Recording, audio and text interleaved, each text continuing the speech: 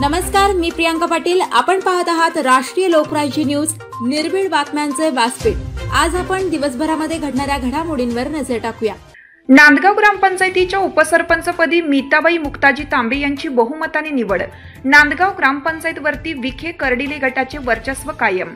शुक्रवार दिनांक 7/11/2025 रोजी नांदगाव ग्रामपंचायतीच्या उपसरपंच पदाची निवडणूक सरपंच सकाराम सरकान्ना यांच्या अध्यक्षतेखाली पार पडली.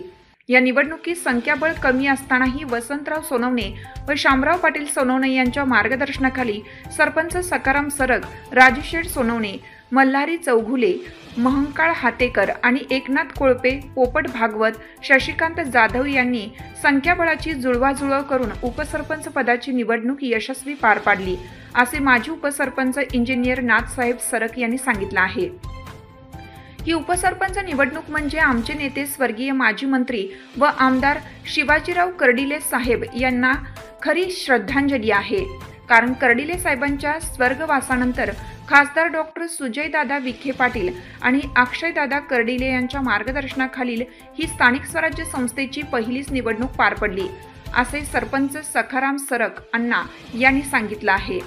या प्रसंगी बाबीर देवस्थान नांदगावचे पुजारी उज्जैन हातेकर यांनी सरपंच, उपसरपंच व सर्व नेते मंडळींचा भव्य सत्कार केला.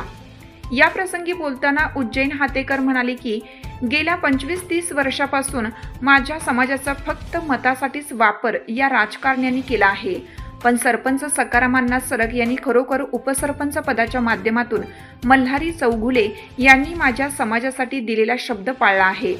त्यामुळे इथून पुढच्या काळात होणाऱ्या सर्व राजकीय घडामोडीमध्ये मी आणि माझा समाज बाबीर देवाची शपथ घेऊन सांगतो की सकारामांना सरक यांच्या सोबत राहू, असं आश्वासन देण्यात आलं आहे. राष्ट्रीय लोकराज्य न्यूज नेटवर्क, अहिल्यानगर.